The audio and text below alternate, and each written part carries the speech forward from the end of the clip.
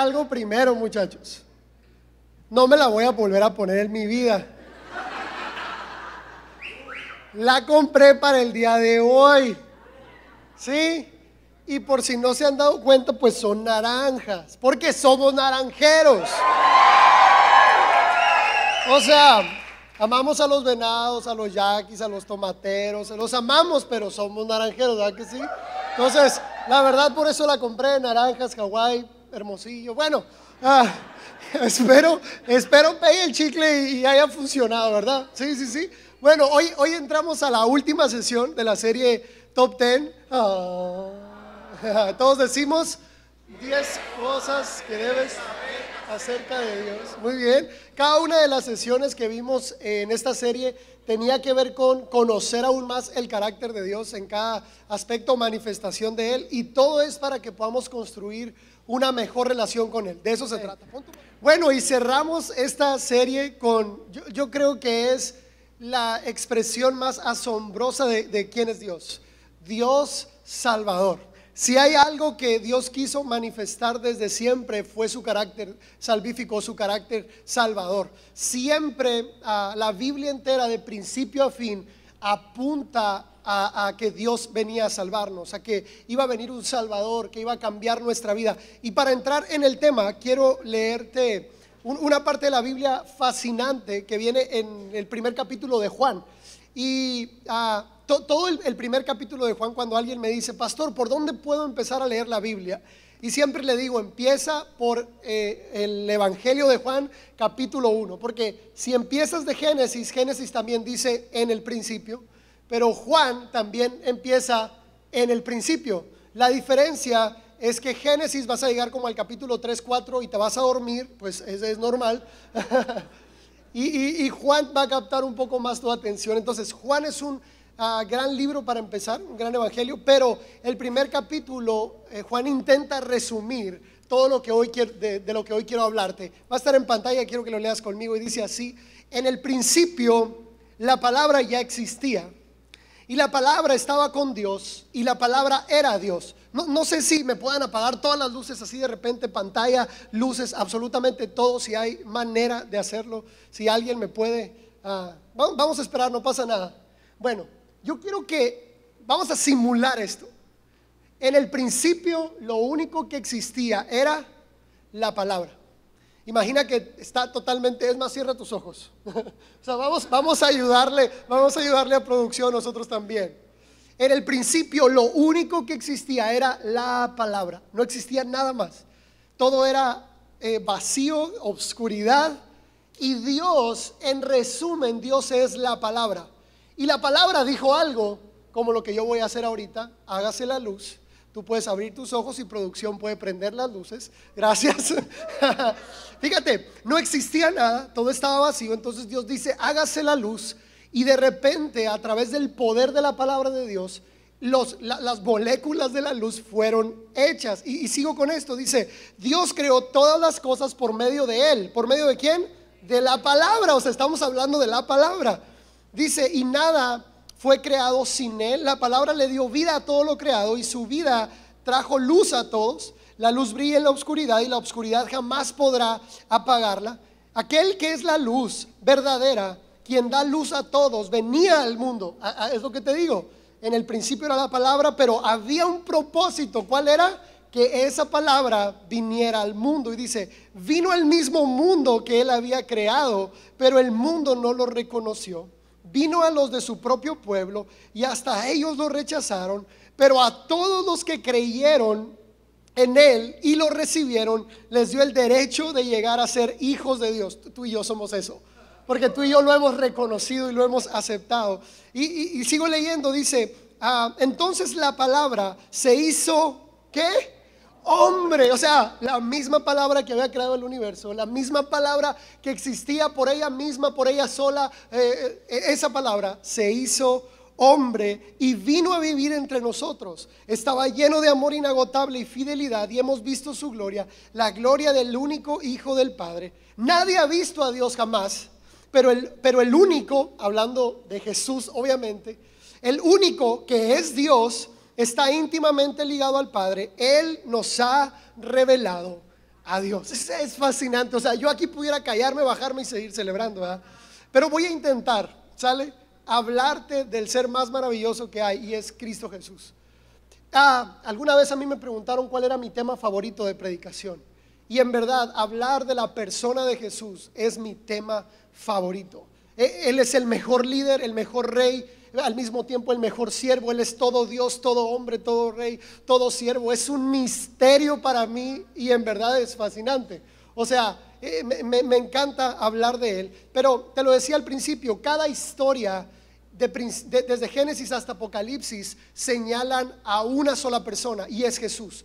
Todo señala a eso. Mira, a lo mejor tú lees al principio Génesis y ves a un Adán que falla en un huerto, pero ese Adán que falla en un huerto solamente apunta a otro Adán que también en un huerto fue probado para decidir lo que iba a hacer en la cruz, y dijo que no se haga mi voluntad sino la tuya. O sea, tú lees la derrota de Adán acá en Génesis, pero ves la victoria del segundo Adán en un huerto, el cual sí obedeció. Tal vez en Génesis vemos a un Abel que fue, no sé, que su hermano mayor lo mata brutalmente siendo inocente, pero eso apunta a un mejor y verdadero Abel, que era Cristo Jesús, que iba a morir por los inocentes, y que no solamente iba a morir inocentemente, sino que iba a justificar a los que eran culpables. También vemos a Abraham que deja su tierra y su parentela a una ciudad que Dios le va a mostrar, pero Abraham apunta a un único y verdadero Abraham, que es Cristo Jesús, que dejó su tierra y su parentela para venir a formar una familia y una iglesia. Vemos a un Isaac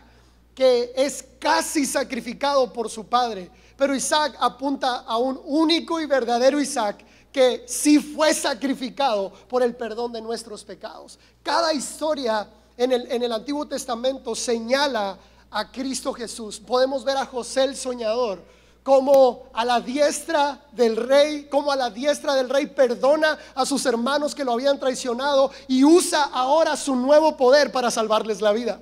O sea, cada historia podemos ver a Jesús impregnado en cada héroe, en cada relato, en cada libro. Hay un mejor Oseas que no solamente se casa con Gomer, sino que Jesús es ese esposo fiel que se casa con la iglesia y que nunca la abandona, pase lo que pase. Jesús es un verdadero y mejor David, porque David con una piedra derrota al gigante y le regala la victoria a todo el pueblo, sin siquiera el pueblo haber levantado una espada. Tú y yo somos más que vencedores, porque Él venció a nuestro gigante, porque Él venció a nuestros enemigos. Todo apunta a un verdadero y único Salvador. Mira, hay una mejor y verdadera sangre. En Éxodo podemos ver cómo el ángel de la muerte visita Egipto cuando los israelitas vivían ahí. Y Dios le da la indicación al pueblo y dice: maten un cordero, y con la sangre de aquel cordero intenten los dinteles de la puerta o pinten los marcos de sus puertas. Entonces el ángel de la muerte pasará de largo. Y eso solamente apuntaba a una mejor y verdadera sangre que ya no está en puertas, ahora está en nuestras vidas y en nuestros corazones. Y así el ángel de la muerte pasa de largo, porque tú y yo tenemos vida eterna en Jesús. Así que cada historia de la Biblia señala a una sola persona, Cristo Jesús. Cristo Jesús nunca fue el plan B de Dios, de que Él creó el mundo y dijo: Adán y Eva fallaron y ahora ¿quién podrá ayudarme? Jesús, escucha, Jesús siempre fue el plan. Dios creó el mundo sabiendo que el hombre iba a fallar. No le tomó por sorpresa que el hombre iba a fallar. Dios no planeó que el hombre fallara, pero Dios sabía que el hombre iba a fallar.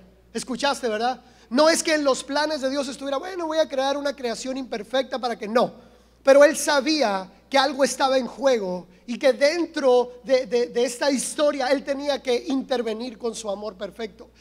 Dios, escucha esto me fascina. Dios siempre quiso ser Jesús. Dios esperó en la eternidad el tiempo correcto para manifestarse como Cristo Jesús. Antes, si vamos a aplaudirlo, vamos a hacer todos juntos.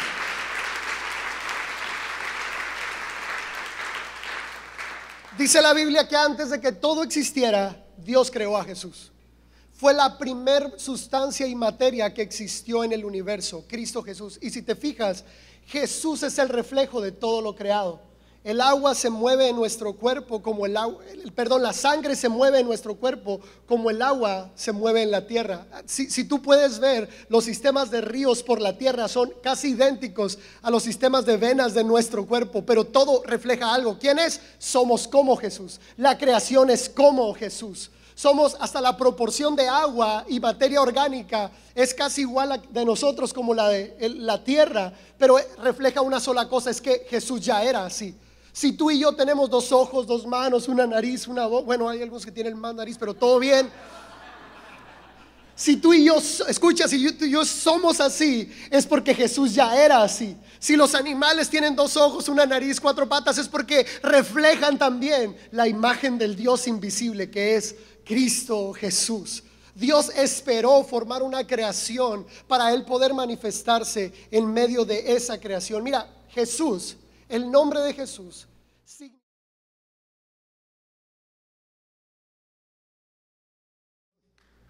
dentro de todos los nombres que Dios tiene, Rafa, Jireh y Elohim y Adonai, hay un nombre que es sobre todo nombre, que es el nombre de Jesús. Porque Jesús es Dios, es salvación. Jesús es Dios, es mi Salvador. Él vino a rescatarme. Yo te hablaba en la primera sesión acerca de esta expresión, acerca de Dios, de Jehová o de Yahweh o de Yahvé. Y yo te explicaba que en un inicio ni siquiera era algo pronunciable, que muchos historiadores dicen que YHWH simple y sencillamente es la onomatopeya de tu respiración. Era la forma en la que los judíos utilizaban para referirse a Dios. Después empezaron a adoptar otro tipo de nombres como Adonai o El Shaddai o otros nombres para referirse a Dios. Y cuando hubo las traducciones, traducciones bíblicas a nuevos idiomas, a los traductores se les hizo bien tomar las consonantes de Yahvé y ponerle las vocales de Adonai. Y simple y sencillamente se leía Yahová. Pero después nosotros lo castellanizamos como Jehová. Pero cuando nos metemos aún más a la historia nos damos cuenta de algo. El verdadero nombre que Dios le había dado a los judíos, la verdadera pronunciación se perdió con el tiempo. Ni siquiera los judíos saben cómo pronunciar el nombre de Yahweh. O sea, solamente castellanizamos o adaptamos a lo que nosotros conocemos una expresión que no es una expresión. Dios dijo: yo soy el que soy, yo existo por mí mismo, no necesito un nombre, pero si quieres algo es YHWH. Pero sí me explico, o sea, es fascinante. Por eso ahora traducciones más nuevas ya no usan Jehová. No estoy diciendo que Jehová sea incorrecto, pero evolucionamos a una mejor expresión. Y muchas versiones nuevas ahora dicen Dios o dicen Señor en el Antiguo Testamento. ¿Por qué? Porque Jehová une dos nombres solamente para hacer para poder entenderlo mejor. Pero a diferencia de Jehová o a Yahweh, el nombre de Jesús, escucha esto es fascinante porque en el nombre de Yahweh hay mucha distorsión. Se ha perdido mucho la esencia. De hecho, no hay esencia de ese nombre, nadie lo conoce, solamente lo adaptamos. Por eso es mejor decir el Señor. Pero escucha, el nombre de Jesús, me encanta, se pronuncia casi idéntico en todos los idiomas del mundo. El nombre de Jesús en español, en inglés y en los idiomas latinos que vienen de lenguas latinas se pronuncian casi idéntico que Jesús en hebreo, que es Yahshua o Yeshua. Se pronuncia casi igual. ¿Y qué nos hace entender esto? Que el nombre que Dios quería que se supiera de Él es Jesús. Porque es cierto que Él es Padre, es cierto que Él es Rey, es cierto que Él es nuestro amigo y todo lo que te he enseñado. Pero si hay algo que Él nos ha dado como nuestra autoridad es Jesús. La Biblia dice que Jesús es un nombre sobre todo nombre, que no hay otro nombre dado a los hombres en el cual podamos ser salvos, que somos bautizados en Cristo y revestidos de Cristo, que en el nombre de Jesús se va a doblar toda rodilla, que los demonios huyen, que las enfermedades se sanan, que los problemas se resuelven en el nombre de Jesús.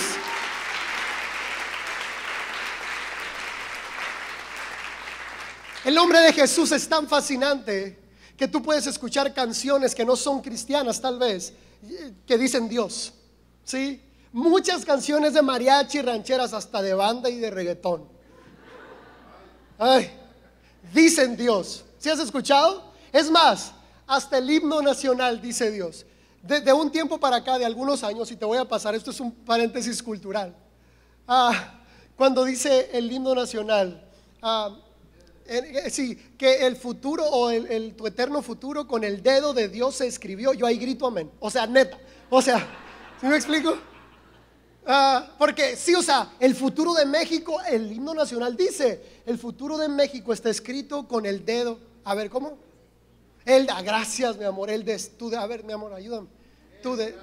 Que la cante. Lo dice el destino. A ver, sí, ayúdenme. Pues ya se hace como me dieron. Bueno, entonces, tu destino con el dedo de Dios se escribió y yo digo amén.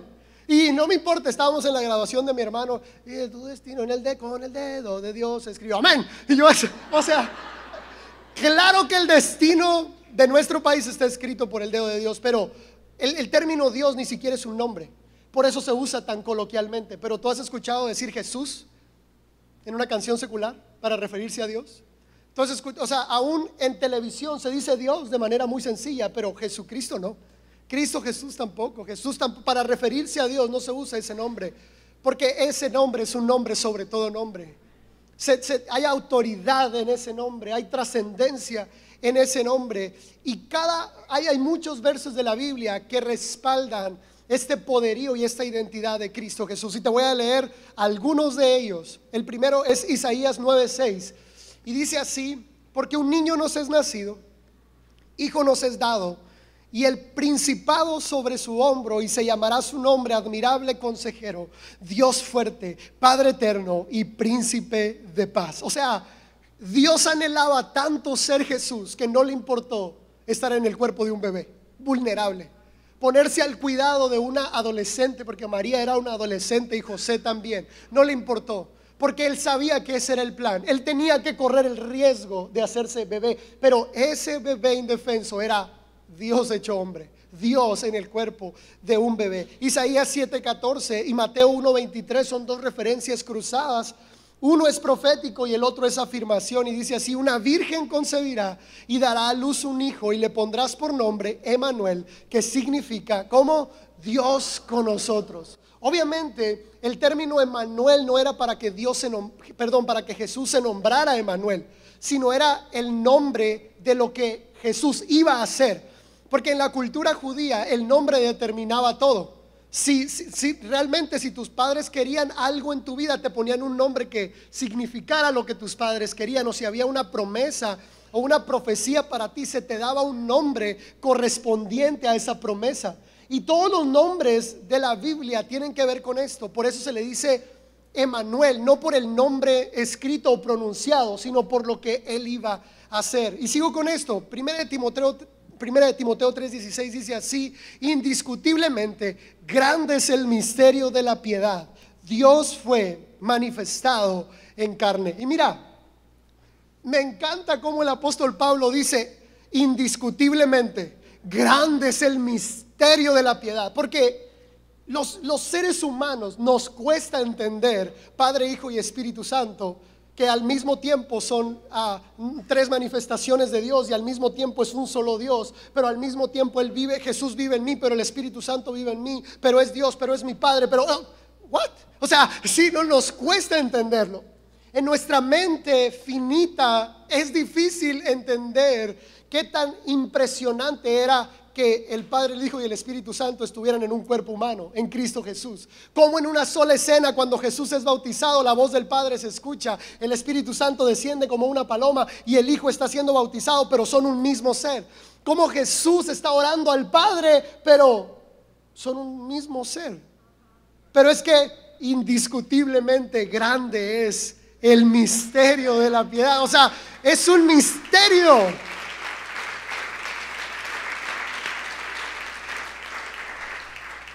Me encanta esto porque es una de las cosas que más me fascina de Jesús, que es misterioso. O sea, me encanta que sea tan misterioso. O sea, obviamente a veces me desespera, pues sí, o sea, a veces sí se pasa de lanza, pero me encanta que sea misterioso. Y sigo con esto. Colosenses 1:15 dice: Cristo es la imagen visible del Dios invisible. O sea, lo que tú vas a ver de Dios es Cristo Jesús. De hecho, hay muchos teólogos, yo comparto esto con muchos teólogos, que cada manifestación del Antiguo Testamento del ángel del Señor, cuando el ángel del Señor se le presenta a Abraham, cuando el ángel del Señor se le presenta a Moisés, cada vez que el ángel del Señor se presenta, no es otra cosa que Cristo Jesús. No es otra cosa que Cristo mismo, porque la única imagen que Dios tiene es Jesús. No tiene otra imagen, no tiene otra manera de manifestarse. Y te lo decía hace un momento, si de por sí el nombre de Dios es complicado, Dios estaba esperando manifestarse en un cuerpo para poder ser entendible, porque iba a ser imposible para nosotros entenderlo si vivimos en dimensiones totalmente diferentes. Él vino como hombre para ser entendido, y a través de Jesús nos reveló todo lo que Él era, tanto en relación como en identidad. Y sigo, Hebreos 1:3 dice: Cristo es el resplandor de la gloria de Dios, es la imagen misma de lo que Dios es. Hay otra versión que dice: es la imagen misma de su sustancia. Y dice: Él es quien sustenta todas las cosas con la palabra de su poder. Y todo esto te lo enseño solamente para que nos quede claro algo. Quien nos salvó fue Dios mismo. Quien vino y se hizo hombre fue Dios mismo. Mira, hay tres formas de ver la salvación, y las dos primeras a mí me chocaron durante mucho tiempo. Y cuando descubrí todo este misterio, o este misterio fue revelado a mi corazón, descansé. Porque la primera, una de las veces que escuché de qué se trata la salvación, alguien dijo por ahí: la salvación se trata de que cuando Adán y Eva pecaron, le otorgaron la creación y la humanidad a Satanás. Entonces Satanás era dueño de todo, y Dios tuvo que pagarle a Satanás el precio por nuestra vida, y el precio por nuestra vida era Jesús. Así que Dios le entregó a Satanás a Jesús para que Satanás lo torturara a muerte. Déjame aclararte algo: Satanás no tiene nada que ver con esto. Él no manda aquí. Él no tiene autoridad ni dominio sobre nada. Él no pone las reglas. A él no se le tenía que pagar nada. Él se adueñó y se apropió de algo que no era suyo, porque él es un ladrón. Él no se le tenía que pagar el precio de nada. Segunda forma de ver la salvación: Dios estaba tan enojado con la humanidad, Dios estaba tan airado por el pecado del hombre, que el único remedio para no castigarnos a nosotros fue que Dios torturó y sacrificó a su propio hijo cruelmente para no crucificarte a ti. No sé cómo lo razones o lo entiendas tú, pero yo no quiero un Dios así. No, me agarra mal parado a mí, me va peor que a Jesús. Jesús fue perfecto y no cometió pecado. Me equivoco yo y 3 cruces van a ser insuficientes. El evangelio es el siguiente: Dios había creado todo perfecto. Es cierto, desobedecimos. Es cierto, dejamos entrar a la muerte, al pecado, al mundo y a nuestra vida. Es cierto, le dimos autoridad al enemigo sobre la creación. Por cada pecado hay una consecuencia que hay que pagar, y todos conocemos las consecuencias de violar las leyes, porque vivimos bajo repúblicas donde hay leyes y sabemos que hay consecuencias. Aún en tu casa, si incumples con un reglamento de tu casa, hay consecuencias. En las reglas de la vida y los mandamientos de la vida hay consecuencia por cada pecado. Y había un acta de los decretos que nos era contraria y que nos condenaba para siempre, no solamente a nosotros, sino a la creación entera. Dios, el creador, halló la única manera de pagar el precio por la justicia, porque la justicia reclamaba tu vida, reclamaba tu alma, y reclamaba que tú te fueras directo a una eternidad sin Jesús. La justicia, porque Dios había puesto leyes en la vida. Él había impuesto la justicia en el mundo, y la única forma de eximir o perdonar al culpable es pagar la deuda de ese culpable. Pero tú y yo no podíamos pagar la deuda a menos que fuera muriendo eternamente.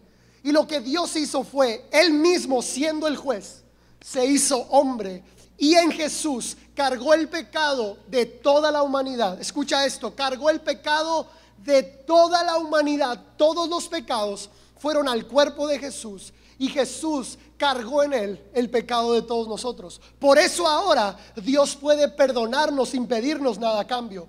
Porque perdonar al culpable no es justo, pero perdonar a un culpable que ha sido perdonado porque alguien más pagó por él es justo. Por eso dice la Biblia que sus juicios son justos, porque él prefirió pagar el precio de la justicia que perderte.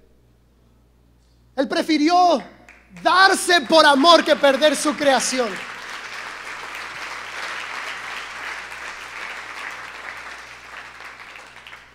Alguien me preguntó una vez, bueno, ¿dónde estaba Dios cuando Cristo estaba en la tierra?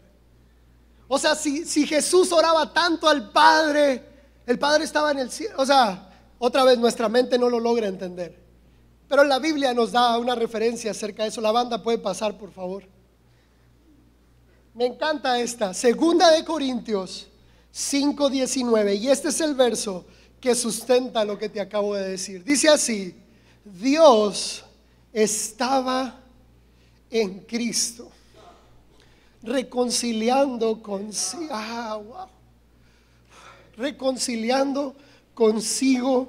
al mundo. ¿Dónde estaba Dios? Dios estaba en Cristo. ¿Y qué estaba haciendo metido en un cuerpo frágil, en un hombre frágil, en un hombre propenso a fallar, en un hombre propenso a ser lastimado, en un hombre con emociones? ¿Qué estaba haciendo ahí? Reconciliándose con su creación, reconciliándose con sus enemigos, reconciliándose con el mundo. Él mismo cargó el precio de nuestra justicia, siendo el Rey soberano, siendo el juez sobre todo. Si hay algo que quiero dejarte hoy, es esto: necesitas volver a asombrarte por el Evangelio. Necesitas volver a asombrarte por lo que Cristo hizo por ti. Necesitas regresar a la cruz y pararte delante de la cruz del Calvario y ver el precio tan alto que Cristo pagó por ti. Necesitas asombrarte de que Él perdonó tus pecados siendo culpable, de que Él cambió tu destino, no porque tú seas bueno, sino porque Él es bueno. Porque si el Evangelio no te asombra, nada lo va a hacer. Porque si Cristo no es suficiente, nada va a ser suficiente. Te podemos bajar lo mejor a esta iglesia y hacer lo mejor y estar en el lugar más cómodo y predicarte la mejor palabra y darte la mejor música, y nunca nada va a ser suficiente, porque solo Cristo es suficiente. No hay realización en tu trabajo, tu realización está en Cristo. No hay realización, escucha, ni siquiera en tu ministerio, tu realización está en Cristo. Otra, no hay realización en hacer iglesia. La realización está en Cristo Jesús. Porque puedes hacer iglesia y estar enfadado, porque puedes tener éxito social y estar enfadado, porque siempre la realización del ser humano está en su identidad con Cristo, en asombrarse del amor y la misericordia de su Dios, en rendirse, porque es el único que puede llenar todos nuestros vacíos.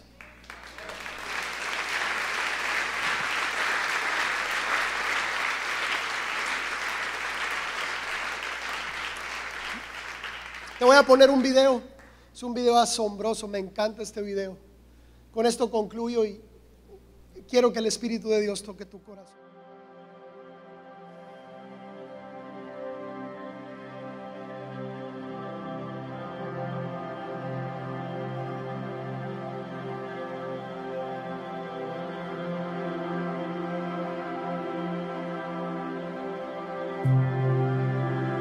Fue en esa noche de paz, cuando las estrellas se voltearon para contemplar la tierra en asombro, cuando los cielos se acercaron, maravillados de un humilde pesebre, cuando una madre jovencita adoraba, mientras sus lágrimas cubrían el bebé en sus brazos, y el canto de la tierra subió en Belén, tierno como el latido de su corazón, y todo duerme en derredor. ¿Acaso este es el mismo Dios de Abraham, el conquistador de Israel? Este bebé, esta vida tan frágil, ¿es este niño cuyo nombre consume los cielos con fuego? ¿Cuya voz clamó causando el estruendo del mar? el que forjó las montañas como guardianes del firmamento, cuya mano encendió la sequía en el desierto y la oleada en guerra de las huestes elementales, quien sopló el aliento de vida al polvo y quebró el yugo del opresor, dispersando las cadenas de su pueblo como la arena, y los dirigió por la tierra con su columna de fuego. ¿Es este el niño cuya presencia reventó con trueno sobre Sinaí? Quien rodeó a Job con el estruendo de viento, el que se puso de pie en el fuego arrasador, quien ordenó juicio contra los tiranos y cuya palabra ardió los labios de los profetas, quemando las páginas de la historia con la furia de su fuerza. ¿Será este el mismo Dios que escogió llegar como el rey vulnerable, estableciendo su trono en pesebre y paja, provocando lágrimas entre los pastores, recibiendo regalos de los peregrinos, su fama desconocida en este mundo? Él es Jesús, el que brama por los cielos, y aún así susurra a nuestros corazones, el que reina en victoria, pero se inclina a servir al quebrantado.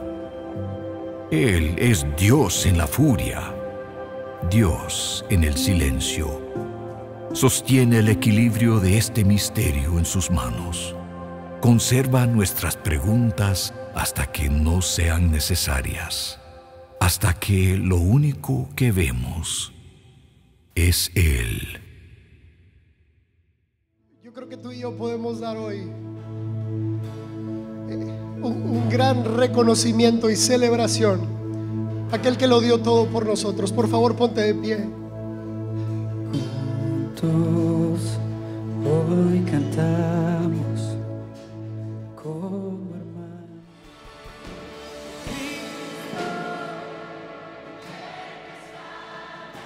Vamos. La esperanza está en Él. Luz del cielo.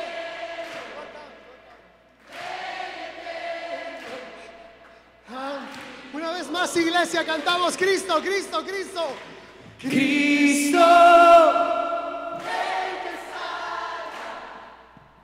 la esperanza está en Él. Cristo, luz del cielo. Amigo fiel. Eso.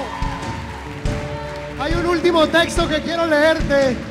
Necesitas escucharlo. Mira, la promesa era que Él iba a venir a salvarnos. Y vino.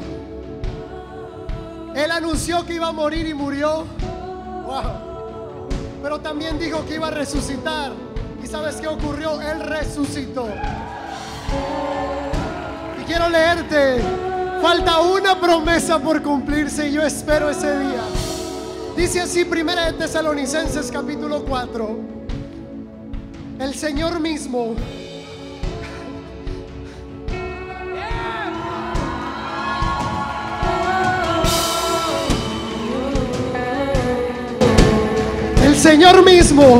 con voz de mando, con voz de arcángel y con trompeta de Dios descenderá del cielo. Entonces los muertos en Cristo resucitarán primero, y luego nosotros los que vivimos, los que hayamos quedado, seremos arrebatados juntamente con ellos en las nubes para recibir al Señor en el aire, y así estaremos siempre con el Señor.